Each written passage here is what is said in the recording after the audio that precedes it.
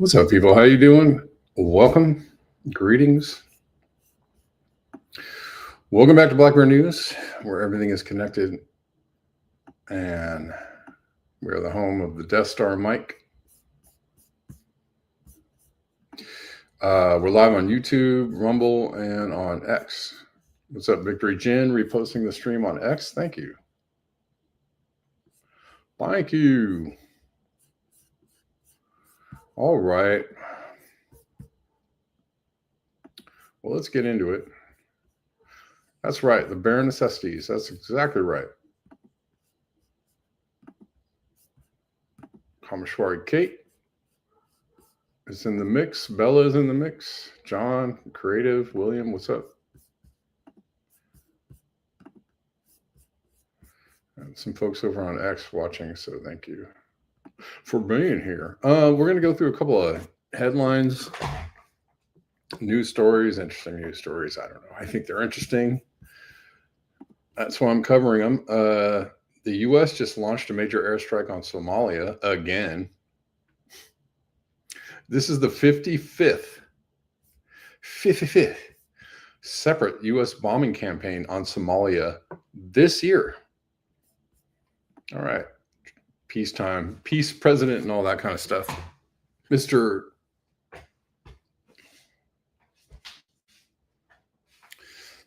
didn't start any new wars last time. He didn't start any new wars last time. He did plenty of bombing, but Biden handed him a couple of wars that he's like, oh, thanks. And in the other wars that don't actually make the news, the just the regularly scheduled bombing of brown countries don't really make the headlines. Somalia being one of those places. So, because they've been bombed 55 times, and who talks about Somalia? Who even discusses Somalia? Who's worried about Somalia?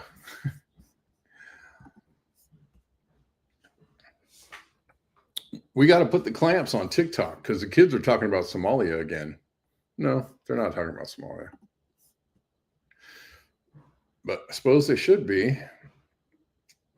U.S. Africa Command has confirmed that it launched a major new wave of airstrikes against al-Shabaab positions west of Somali capital. They are intended to shore the position of the U.S.-backed government, who have in recent months been losing ground to the Salafi militia.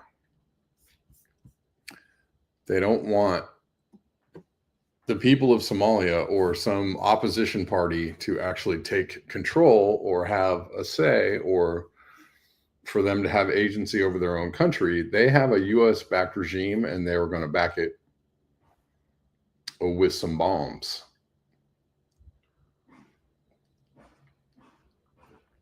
Bella says, I figured out at 8 years old that you need to be good and close to one of them nukes when they go off. Yeah.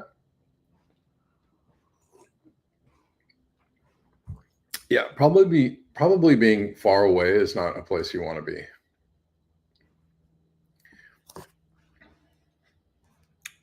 You want to be in the blast zone, not the burn zone.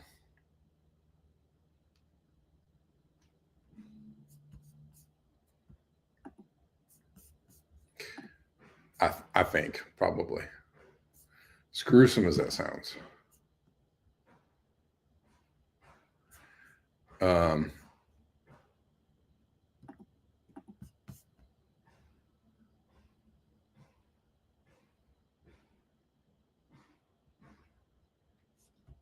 Okay.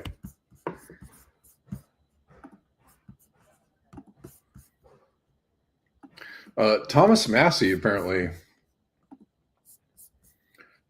is a hero to some, fake hero to others.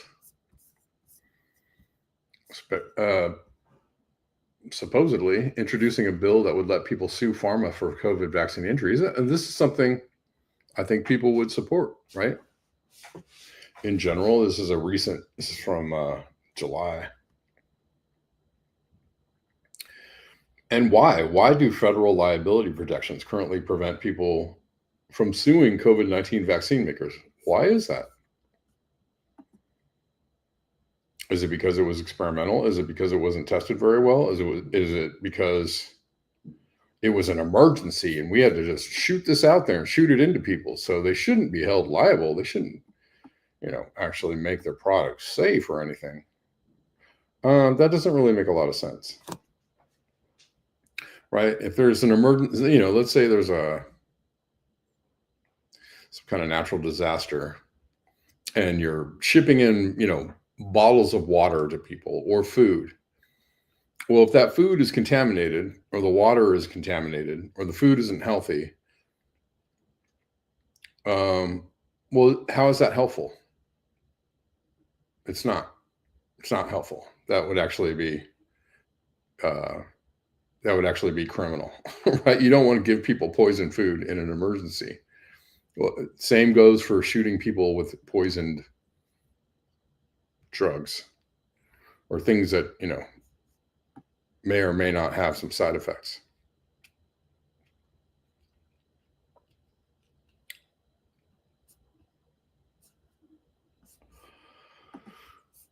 Um, anyways,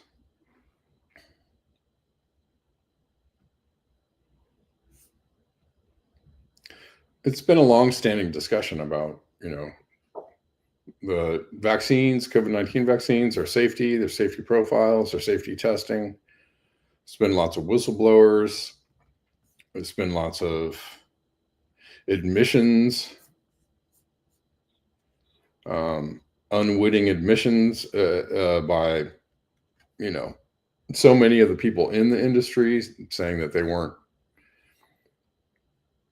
tested adequately, probably weren't tested adequately, etc. I don't know. Maybe, I don't really trust anybody who's in the government. It seems like, even the people that say and do the right things turn around and do something really head scratching when you're not looking. And Thomas Massey has been, um, one of those people that people have kind of called out as being possibly not the person that he says that he is, but for the most part, he kind of has. But I don't know. It's, psyop within psyop. It's, game on game on game on game on game. I don't know.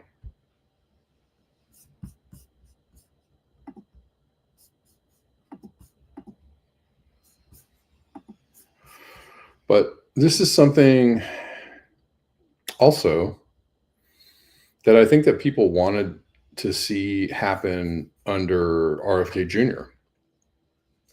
and the Maha movement, right? Like that was the point of him, you know, folding into the Trump campaign and folding all of his followers into the Trump campaign, or trying to, anyways, was his stance on this and his education on this, and he turned out to be a big fat psyop.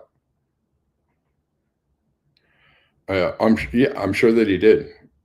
Well, I mean, he funded, signed off on, and was a proponent of Operation Warp Speed, and they were, those protections were put in place when Trump was president. So he's absolutely to blame for this. And one of the reasons why all of this is happening, or has happened, is Trumpo.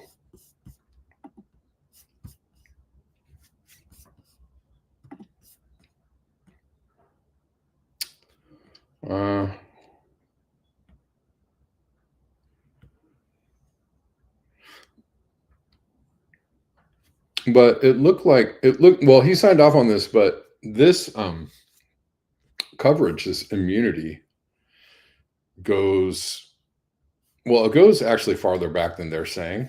I think it goes back to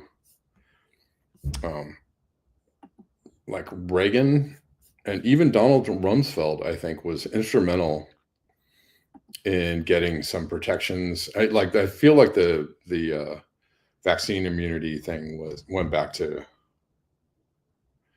the 90s, I'm guessing. 80s or the 90s.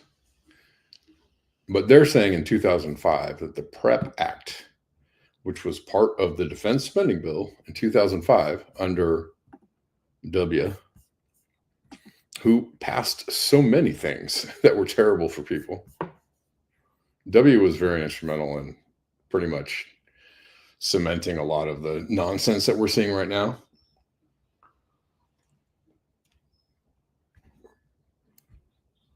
The PrEP Act was intended to shore up companies' willingness to produce novel countermeasures in the wake of a public health emergency like a pandemic or a bioterror attack, by shielding them from civil suits. Guys, we need protection. We really want to help, but we don't want to be sued for helping. I mean, I guess on some level I could see some of the reasoning for that, but you have a responsibility to produce things that are not harmful. But I mean, this is a whole can of worms. We could go down the road with this because if you're intentionally creating a coronavirus that induces myocarditis, then and you're using the same spike protein that may or may not cause myocarditis, and you're using it in the mRNA thing, and it's guess what? It's causing myocarditis too. Oh no. Well then,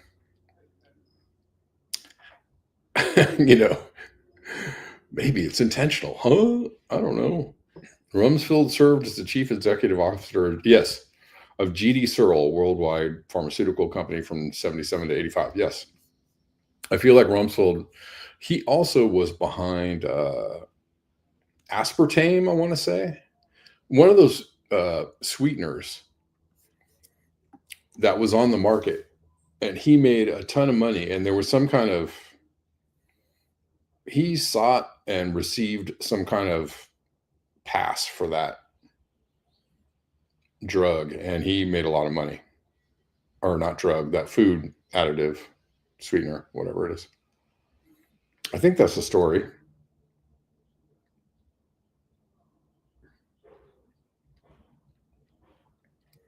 Anyways, yeah, Rumsfeld is all up in all kinds of weird stuff. That guy.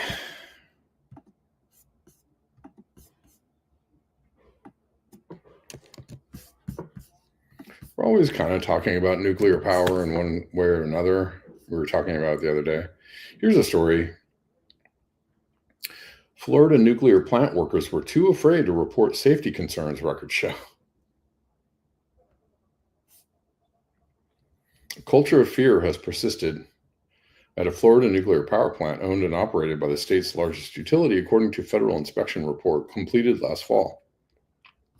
Well, I wonder why. I wonder why they were afraid.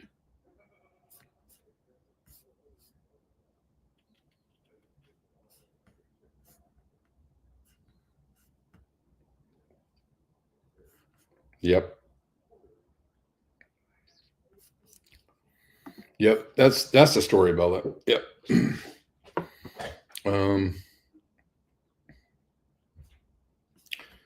Anyways, workers were hesitant to report safety concerns to upper management lest they face retaliation. Oh. Inspectors came to this conclusion after interviewing more than 75 employees at the St. Lucie plant located on a barrier island an hour north of West Palm Beach. It wasn't the only sign of trouble. A federal database showed workers' anonymous complaints of wrongdoing at the plant skyrocketed last year. These records cap years of issues surrounding the nuclear operations of the state's largest utility, Florida Power and Light, most of which have been disclosed in highly technical reports that have escaped public notice. State and federal regulators have identified issues at Florida Power and Light's two aging nuclear plants, largely focused on safety culture, et cetera, et cetera.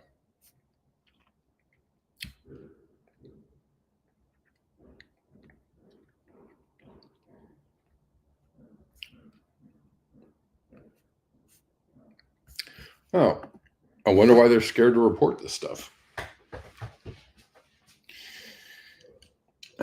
Because is there liability involved?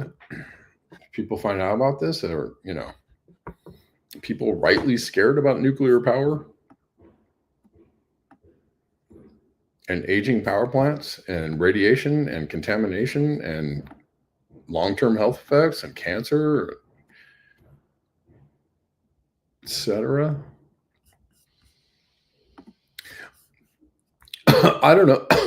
Maybe nuclear is fake, but I would check with my doctor first. I would check with my,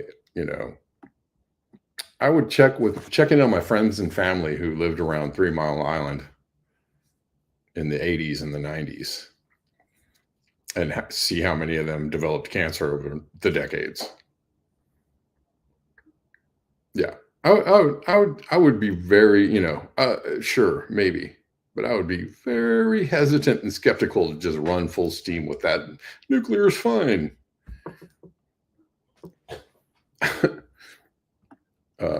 idea. I actually am also wondering about the ties from radiation, all the nuclear tests that went on in the last several decades, and the depletion of the ozone layer, which we're going to talk about a little bit later. Not too much later, because it's already 12:20. There are several factors that can contribute to ozone being depleted or ozone holes opening up. Is it is it the throwing of all kinds of burned material into the atmosphere? From car fuel to rocket fuel? Is it all the nuclear tests that we did in the atmosphere and the stratosphere? Is it accumulation of several things? Probably. I'd say that's a good guess.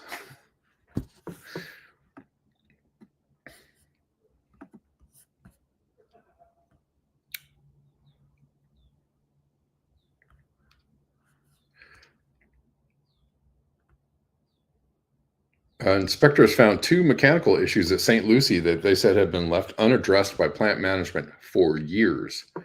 One resulted in an emergency shutdown.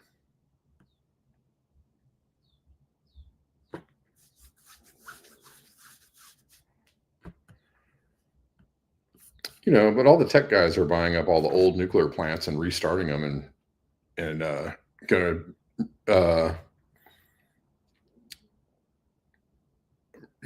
make their own uranium and stuff, and they're going to go forward with all that.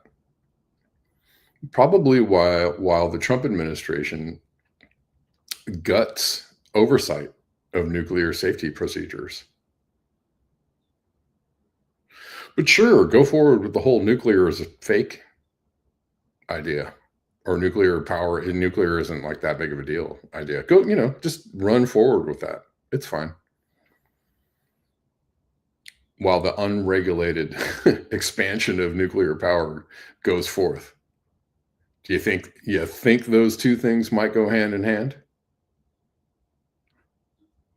Like, just ponder it for, I don't know, just take a moment, take a beat and ponder that idea for a second. Golly gee willikers.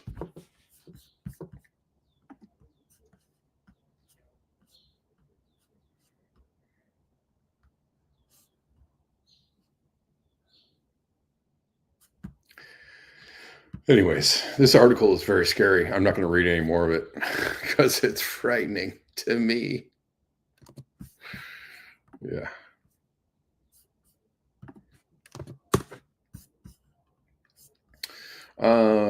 This lady has a pretty good take. But she has a pretty good take. I'm going to say, I still feel like there's a little bit of a defeated, tone in this. That's fine. If you feel defeated, and we all do at times, and I do at least once a day, it's okay. So the military predicted that once everything comes out and people learn the truth. What comes out? What comes out? Everything comes out. I'm just going to pause here for a second. There have been a lot of people saying stuff like there's going to be a bunch of disclosure in the next year or two. And what we have had a lot of disclosure by the well-funded independent media, or the brand new independent media that used to be corporate media. Right. There's been a lot of steering in the direction of disclosure by those entities. Is there more to come? Very possible. But what is everything? I don't know. About everything they've been lied to their entire lives. That 8% of the population will self-delete themselves out of the simulation. I say that to say this. The time for waking people up or trying to teach people what you've learned or convince them with the receipts that you found, that time is over. Now is the time for everyone to take care of themselves, for you to make sure that you and your house is good, and to make sure that you are treating yourself with the delicacy that you would treat anyone else. A lot of us tried. You tried telling whoever you could, or tried to steer people to certain information. People called you crazy. People disowned you, whatever the case is. That time is coming to a close now. There's going to be a lot of people, once everything comes out, are going to need guidance. They're going to need basically reassurance that everything is going to be okay. And that is where we come in. Not with the I told you so's, not with, pointing to more receipts or trying to show them things. It's really just being a listening ear at this point, because they're not going to know what to do with themselves. The first wave, or the first couple of waves of people that woke up and tried to educate the others, we are the anchors. We are the ones that are supposed to anchor the light and remind the people that there is still light in this world, that there is still light at the end of the tunnel, no matter how dark it may seem, no matter how bad things may get. Our job is to remind them that everything's going to be okay. And yes, this shit is crazy, but it needs to get out and people need to know, so that us as humanity can move forward in our evolution. So stop arguing with people. Stop getting upset when someone doesn't want to listen to your information. The back and forth of me trying to convince you or me trying to get you to look at stuff, it's over. That's done. Now it's the integration of what you've learned.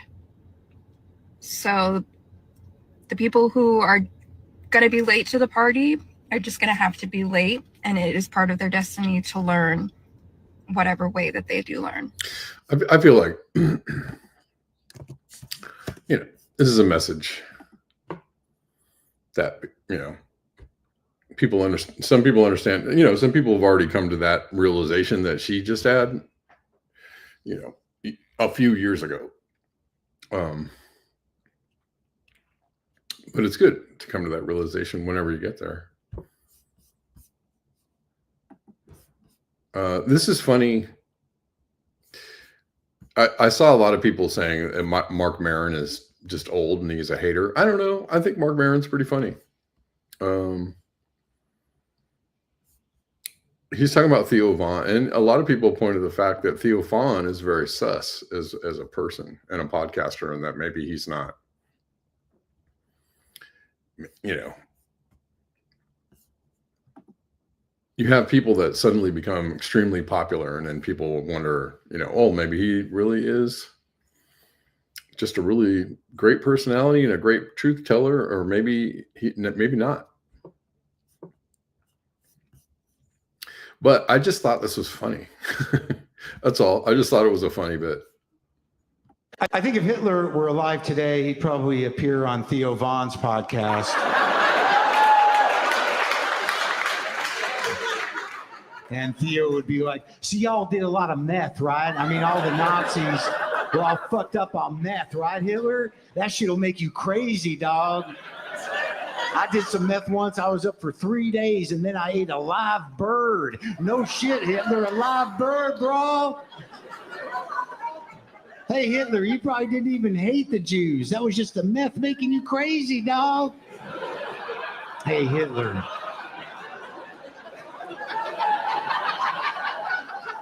Do you want to apologize to all the Jews right now on my show? No? I get it. It's accurate. I think if Hitler were alive today, he'd probably appear. It's actually accurate.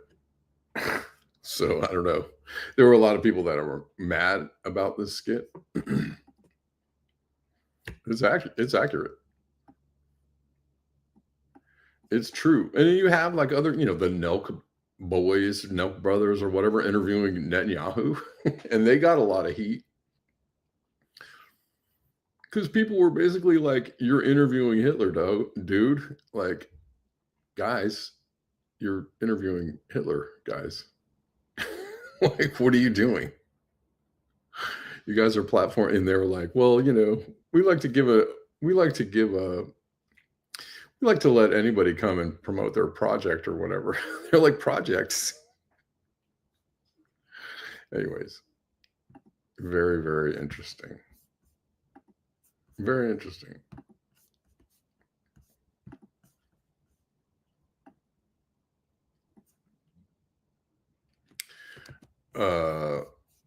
Speaking of fascism, this is actually a real post from ICE. The ICE Twitter account: help deport criminal, illegal, alien, pedophiles, murderers, scammers, cartel members, drug dealers, and thieves. And you will make a lot of money, is what they're saying. And we've covered this before, but it's right out in the open.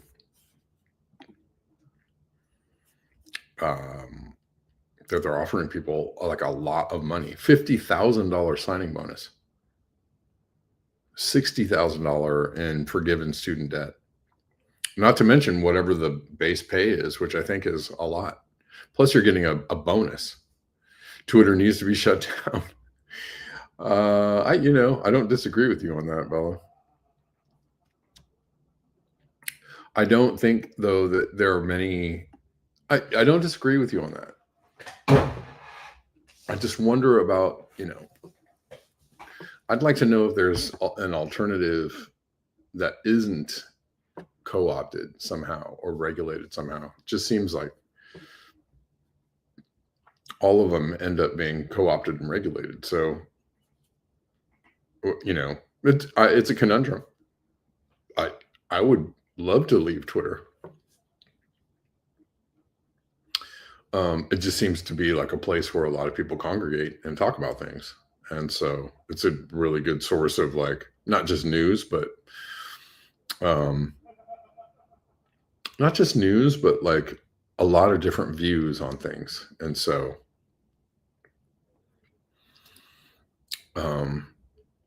right. Like there's it, I know some people think like, oh, it's become right wing. Not really. I mean, a lot of lefty people left Twitter, but I see all kinds of different views on Twitter when I'm allowed to see them.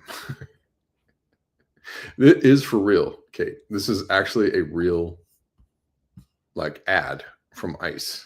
This is a real ad from ICE. Believe it and weep, I guess. There were a lot of anti-ICE responses to this, of course. Yeah, it's kind of wild. Not kind of. It's freaking wild. Okay, this woman's going to talk about all these CEOs that have departed the planet. And a lot of people were like, they're all really old. No duh. Well, I don't know. There seems to be a correlation of time. And they're not all the same age. A lot of them are quite old. And this, some of the parts of this might be a stretch, but I don't know. We're going to listen to this because it's just interesting. Okay. Former CEO of Dole, dead June 9th, 2025. Founder of Leprino Foods, dead June 19th, 2025. Bernard Lauder, CEO, billionaire philanthropist, dead June 14th, 2025. Frederick Smith, former CEO of FedEx, dead June 21st, 2025. Billionaire Burton Tansky, dead March 16th, 2025. Billionaire Robert Shapiro, dead May 2nd. I mean, they all seem to have passed away in very close proximity. And there were a lot of people going like, well, they're all really old and old people die. I'm like, well, dude, they're all within like 2 months of each other. That's a lot of coincidence. That's a lot of coincidence.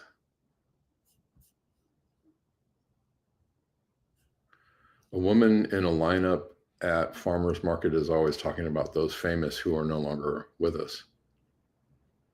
Yeah, and I don't know what this means. There are a lot of people that have passed away, very famous people, influential actors and artists and whatnot who passed away recently. And, people are talking about that. I don't, what does this mean? I don't know. 2025, former CEO of Hasbro, Alan Hassenfield, dead July 8th, 2025. Blackstone executive, Wesley LePatner, 43 years old, dead July 2025. Junior Bridgman, billionaire, dead March 11th, 2025. Joshua Pickles, DoorDash executive, dead June 21st, 2025. Milestone CEO, dead June 2025. Jim Irsay, dead May 21st, 2025. He was the CEO and owner of the Indianapolis Colts. You think all of these are a coincidence? All of them? It's a lot. What do you guys think is going on there? Are these people that are connected to powerful people? They know too much, or maybe they're liabilities. We didn't really talk about the shooter. I meant to talk about the shooter the other day. You think she's a bit goofy? A little bit goofy. But I mean, the facts are interesting though. Whether she's goofy or not, I think it is a lot of people in a very short span of time, and it does make you wonder, right? Do I have a bread machine? Why do you ask?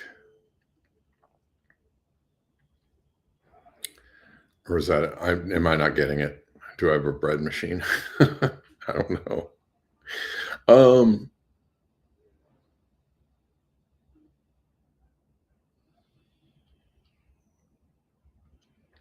Random mic with a random question. Yeah, I don't know.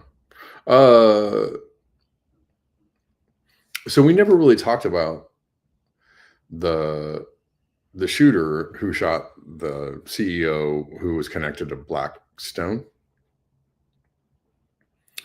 who died on the 33rd floor. And everybody was like, oh, 33rd floor. Okay. Right. Everybody's like, oh, look at the number.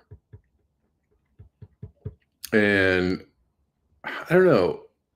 So that one particular fact throws it into, and the fact that he made it, so far into his mission and actually took out the CEO seems kind of implausible. And there were a lot of like implausible parts of the story, just like Luigi was. There were a lot of things about that assassination that seemed kind of like it didn't really make a lot of sense.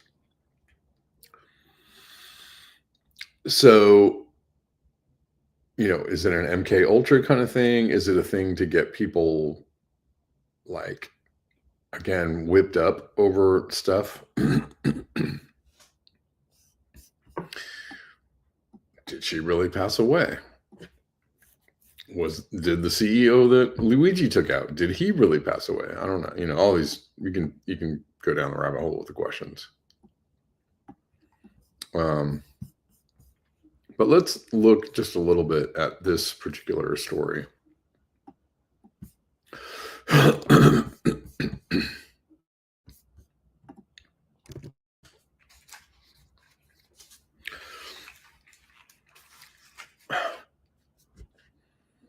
What is a bread machine, anyways? Like a whipper, like a bread,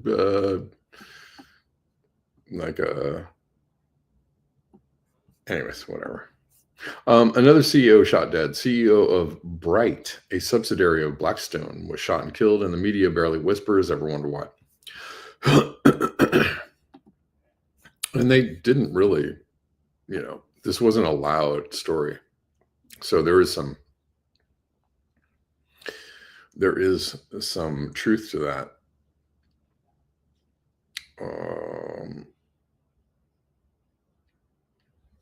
It's not just what happened, it's who it happened to. Wesley LePatner, CEO of Bright, a subsidiary of Blackstone, was shot and killed, and the headlines won't even call her a CEO. Why? Because the word would catch her attention, and once you look, you'd learn. Her company, Bright, bought over $105 billion in homes, mostly in the Sun Belt. They outbid families with cash offers, then rent homes back to you. In many areas, they're the only landlord setting rent however they want. They help create the nightmare we call the housing market, and people have really talked about this all over the place, right? There's been a lot of discussion about this buying up of homes by private capital.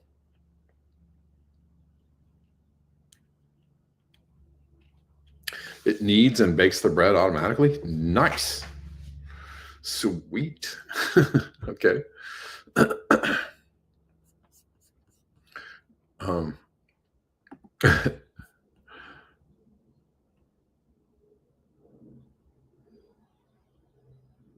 If you wondered why rent is unbearable or why you can't buy a home, no matter how hard you work, this is part of it. And that's why the story is being buried, because once people connect the dots between Wall Street landlords, housing misery, and political silence, the whole game falls apart. This isn't just about one CEO. It's about how deeply broken the system is. But here's the thing about, you want to listen to this? Let's listen. Are you wondering why the news won't tell you that another CEO was shot and killed? It's probably because of how the world reacted to Luigi and Brian Thompson, cheering on the fact that the man who played a role in denying millions of Americans health care was shot dead outside a lobby in New York City. Well, on Monday, Wesley LePatner, the CEO of a subsidiary of Blackstone, an asset manager who manages about $1 trillion in assets, was shot dead. Patner was CEO of Bright, Blackstone's real estate income trust. But all the news publications about this stay away from the word CEO. They minimize her role. And it's because they know the word CEO will catch your attention. Bright is directly responsible for drastically increasing home prices in this country, making it near impossible for anyone to afford a new home, let alone young Americans to dream about owning one in their future. They were founded in 2017 and poured tens of billions of dollars into buying up homes in bulk, especially in the Sun Belt region. So far, they've taken over $105 billion worth of homes off the market. What they do is buy homes in bulk for cash. They outbid anyone else, and then they put them up for permanent rent, take them off the market. You can't buy them. In some areas, Bright has been able to acquire monopoly power for themselves, allowing them to drive up the rent prices in entire areas, because the only people they're competing against are themselves. Okay. If you live in the Sun Belt and have experienced, we know this whole phenomenon.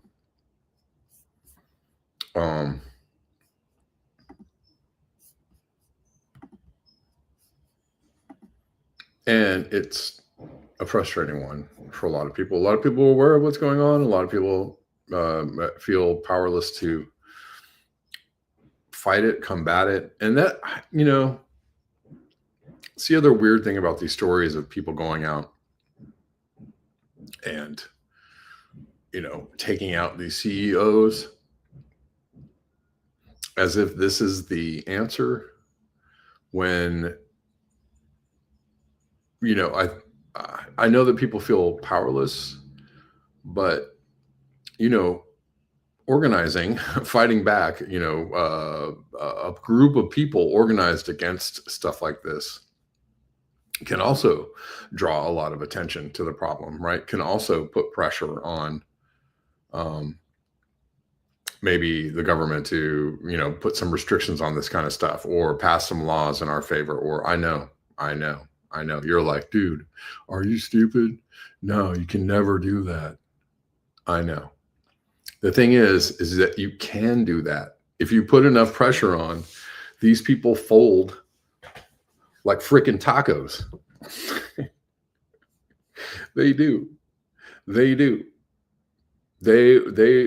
are bullies. They try to trot this stuff out as if you're not noticing, as if nobody's noticing. They count on you being lackadaisical. They count on you being afraid. They count on you being too busy. They count on you being complacent. They count on you being, whatever. The thing is like if people just organize just like a little bit and get pretty pissed off about this, they tend to, the hierarchy enslaving you. Sorry, forgot the acronym for a second. You guys like the taco analogy.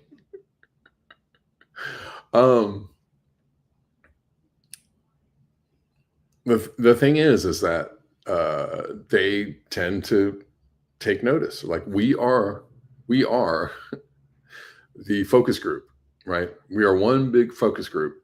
That's why they're trying to install, ex IDF people as the content managers at TikTok. And that's why they're trying to shut things down, because people are saying what they feel and what they think. And their first line of defense is to shut people up. But there are lots of ways to voice your concerns, voice your displeasure, to voice the way that you wish things could be, to not play the game, to not assist them in doing the things that they're doing, to vocalize what it is that you would like things to look like.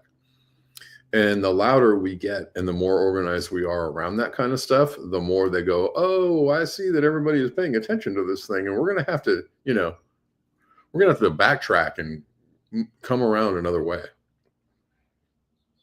Right. So it might be calculated that they are trying to make you think like, well, this is how you fight back. You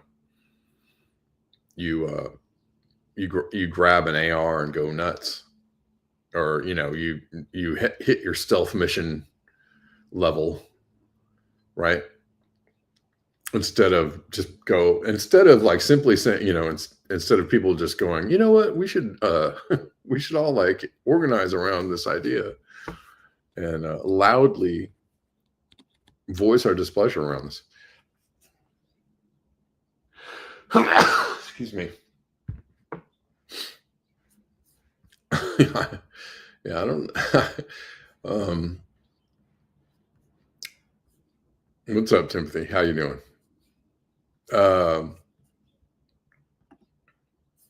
Anyways, I just wanted to throw my 2 cents into the ring about like the fact that we could do, reject the idea that like you need to, lose your mind and go on some kind of mission, or that the way to voice your displeasure with a CEO or a whole company and what they're doing is by stalking a CEO or something. Like that's gonna, come on.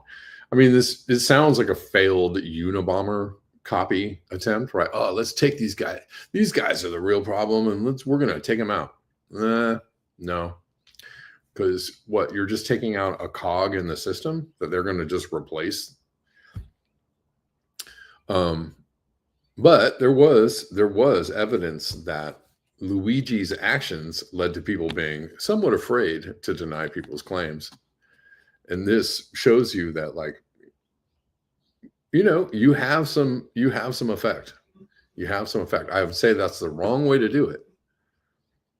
Right?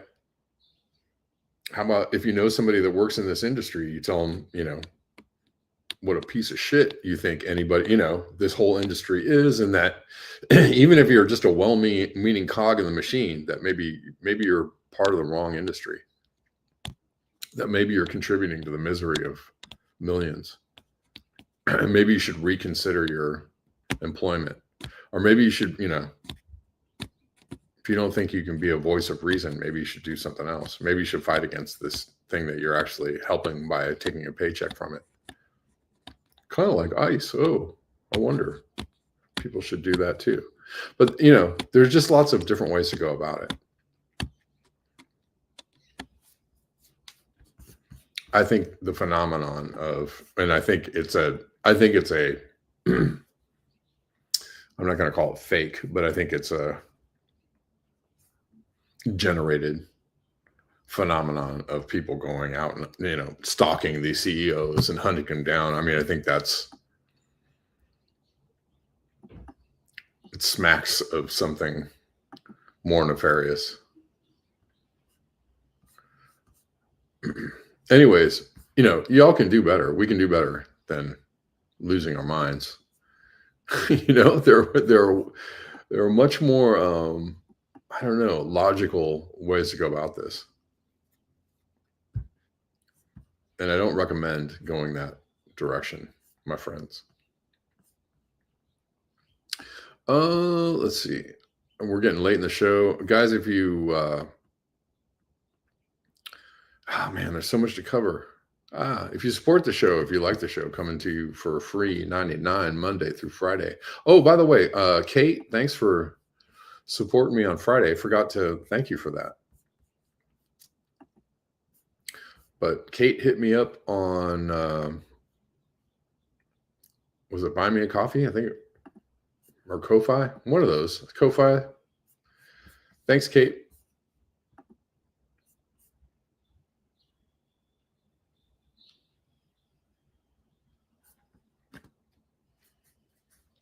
By the way, so if you want to support the show, there are lots of ways to do it in the description box of either Rumble or YouTube, or you can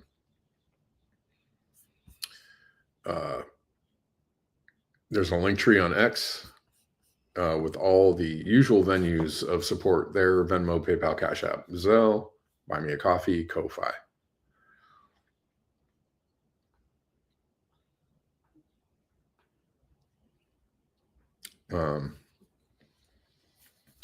Bella says, crazy thought. People should go into government to make people's lives better, not to hugely profit. Yeah, crazy thought.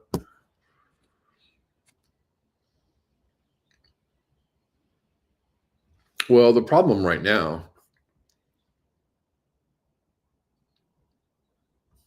I didn't actually hear any music over the weekend, Kate, but I made some music, so that's exciting. I probably will release some music soon. I'm working on making some music, so but I think this weekend I might go out and check out some bands. Kind of a tentative plan.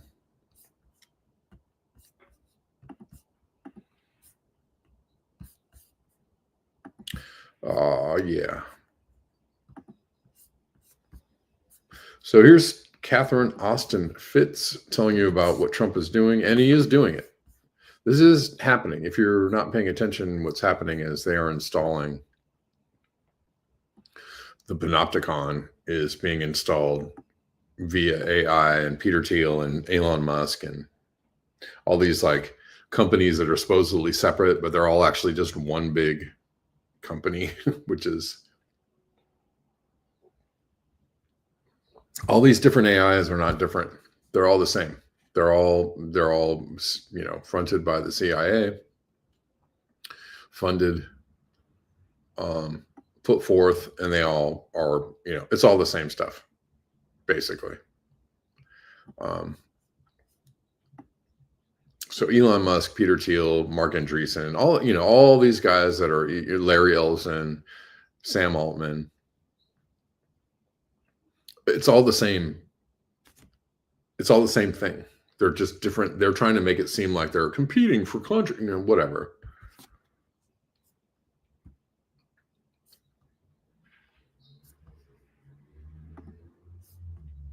They put Trump in to get the control grid, and he gets an A+++. He's done a fabulous job, but I don't think they need him anymore. Okay, let's listen to Catherine Austin Fitz. Throw down some knowledge here. So I think they put Trump in to get the control grid. And we have at Solari, we have a collection that we update every week of all the things the administration is doing to build the control grid. And I have to tell you, if I had chosen Trump to get the control grid and I was going to grade him on his performance to date, he gets an A+++. He's done a fabulous job. And I can't imagine another politician who could have done this much this fast. So, but if you look at what they've achieved, I don't think they need Trump anymore. Now, that doesn't mean they're going to get rid of him, but if they want to get rid of him with Epstein, they can. It will work. Yeah, I but just I'm so don't. surprised that, like, to me, it's quite obvious that Trump is on the list because they were besties. But if he's on the list, and he knows, of course, he will be on the list, why was he making Epstein so important during his campaign? Because, of course, that would backfire at some point. It doesn't seem logical for Trump So to uh, use Epstein as a trump card in the campaign. so I don't know if he was using it a lot in the campaign. I think Kash Patel was using it a lot, and I think Dan Bongino was using it a lot. Well, at least his Um, team was using it, right? So, and also all but his supporters were vocal about it, and he didn't. He could have stopped it back then already, and now it's too late to get the genie back in the bottle. so here's who pushed it, and I didn't realize this until recently, because I was very early on in saying QAnon was a hoax porn and ridiculous, and not to pay any attention to it.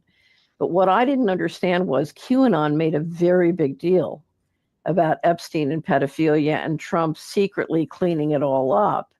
And, basically the Democrats were engaged in pedophilia and they were at the heart of Epstein, and Trump was going to secretly clean it all up. So QAnon apparently made a huge deal about Epstein. And, that is seriously, in my opinion, and I say this because I know many people trapped in it, it's a cult. It's just a completely adult fairy tale, but they believed it. And so now that he's coming out and saying, oh, it was a hoax, Epstein is a hoax, it flies completely in the face of the cult.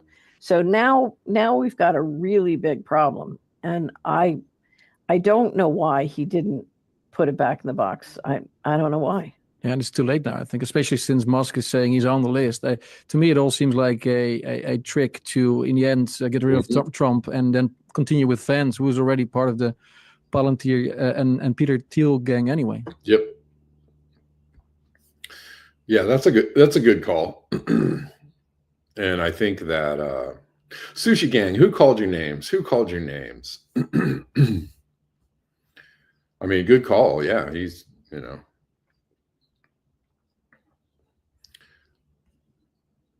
it's all been very great theater the last, I don't know what, 12 years, 15 years.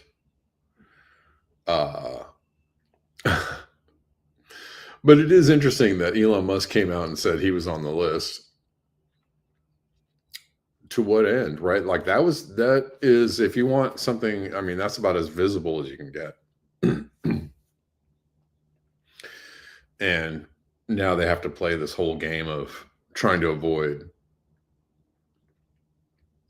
it unraveling and going any further. But I think they set the precedent, Kamala replacing Biden, set a precedent for the very aging Trump to bow out. Right? I mean, it might seem crazy, but also people would go, oh, well, Biden was riddled with dementia and he had a much younger, VP and ready to step in and do the job. So, if Trump has to go and Vance steps in or whatever, I mean, it just would seem less like, it would seem less like, whoa, we've never, what do you, right? People have already been primed for that to be okay. When it actually should make your mind go, what is happening, right? They push this like aging senile person on us. And supposedly we voted him in a landslide because the other guy was just super crazy, right? So you have super crazy and super senile. And we had to go with super senile, of course, because crazy. Senile is much better than crazy, right? They set that thing in motion, and now we have, our choices are just like ridiculous. So if Trump had to bow out, I'm sure a lot of people would be like, yes, right? I mean, think about the support among the Democrats. And yes, the rhinos, right? The support among all the people that were like, oh, we never liked Trump anyways. Right? They would just be like, get out of here. Okay, go. by Vance. Sure, we don't know much about him. This JD Vance character is a mystery to us, but we'll gladly take this guy over Trump. They're just setting the stage. So I wouldn't be surprised.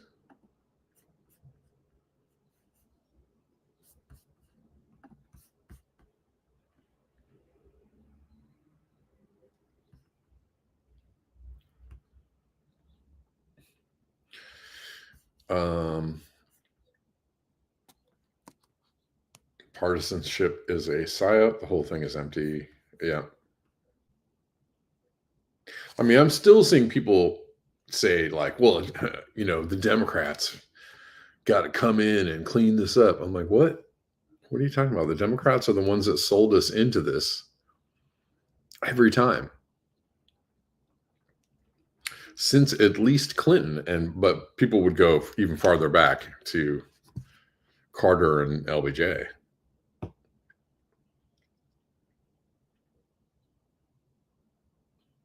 They've been selling us, to the right every single time.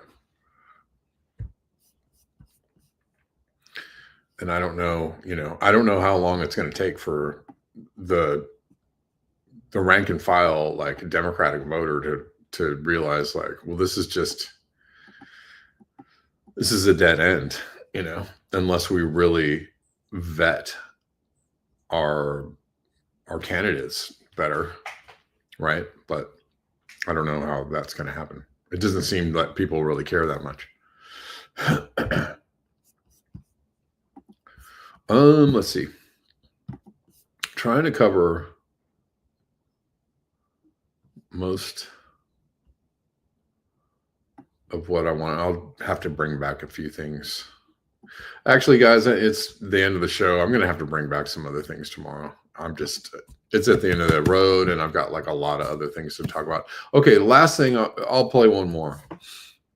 I feel like I've seen this clip before. Maybe this is a retread. Not sure. This woman is saying that they want to turn DC into a freedom city, which the way things are going, well, why not? It's not that far off. And they've tried to establish some freedom cities. Like, come on, man. Right? Like, it's like the Patriot Act.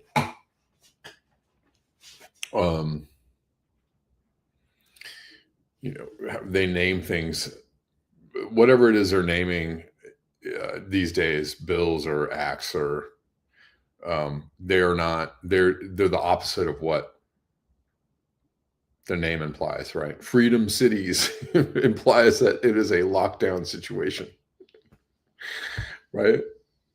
So let's listen to this. I'm going to leave you with this one here. Right. So just assume that freedom city means enslavement city, right? Like, if they passed a Puppies for All Act, that means they're going to come to your house and take your puppy from you. Right. For sure. Right. So they're going to do the opposite of whatever the bill says. So Freedom City is a open air prison, basically. All right, let's listen to this. I work in politics, and I just got back from a trip in Washington, D.C., and I want to tell you the absolutely unhinged rumor I heard from current and former federal workers and people on Capitol Hill about what Donald Trump is about to do next, because if it's true, it will alter the course of American history forever. I want to preface this by saying I'm not a journalist. What I'm about to share with you is just a rumor, though I did hear it from multiple people who do not know each other from multiple areas of the federal government. So with all those disclaimers, I'm going to share this with you anyway, because I think you deserve to know. Long story short, Donald Trump is trying to give Washington, D.C. to billionaire Peter Thiel. I mean that literally, not figuratively. Like, he is trying to give a billionaire control over the land and the people within Washington, D.C. The specific rumor is that instead of granting Washington, D.C. statehood like its residents have been demanding for years, he wants to actually roll back the little bit of independence that they already have of self-government. Apparently, he's considering turning the district into what some call a freedom city. Proponents of freedom cities advocate for areas and territories that are governed and owned completely by corporations, so essentially corporate colonies.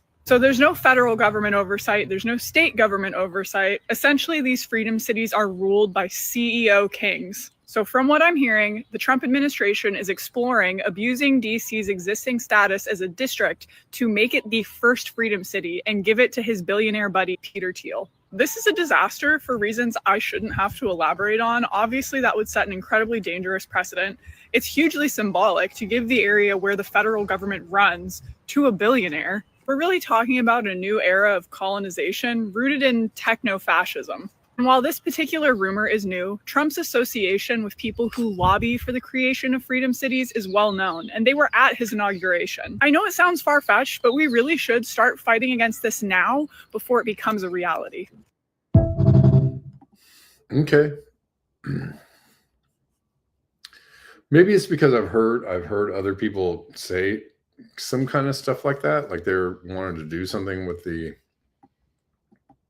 District of Columbia. I don't know.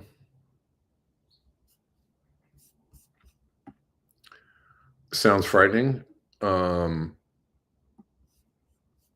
not surprising. Don't know what you all think about that. And there's been also other like corporate owned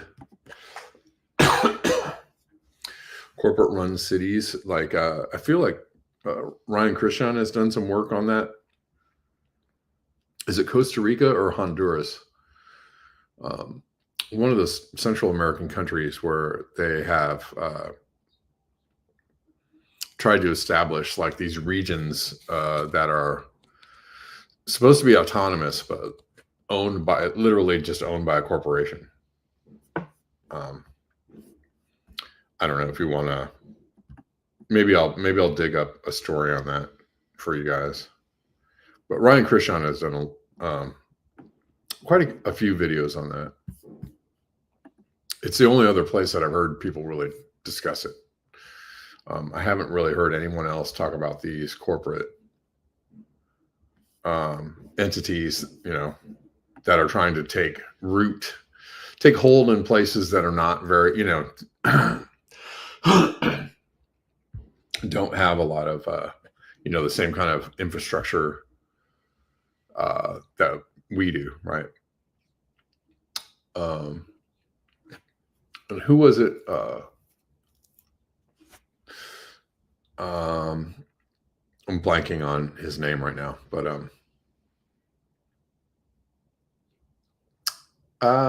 Derek Bros who lives in Mexico was talking about the fact that they are trying to roll out that the biometric QR code thing for people. But he's saying that he doesn't think that there's going to be a lot of traction for it because there isn't a lot of infrastructure in a lot of parts of Mexico. They just don't have like the technological oversight and manpower, and things aren't as built out as they are in the US and Europe. So it's going to be hard to like enforce things like that, or oversee or regulate things like that. So there may be a chance for people to oppose it or avoid it for a while. But that also opens the door. Those kinds of like lack of infrastructure and oversight opens the door to other entities just kind of, going for it, right? Like the Make Sunsets in Mexico. We're trying to test. It's a weird story, but test geoengineering, right? In Mexico, where they thought maybe nobody would notice. And the Mexican government was like, no, you can't do that. So definitely cannot do that. Is it Honduras, Victor Jin? Okay. Yeah. All right, guys, I'm going to sign off. Thanks so much for being here. Thanks for watching. And I will be back tomorrow at the regular time of 12 p.m. Pacific. Enjoy the rest of your day, and beware the bear.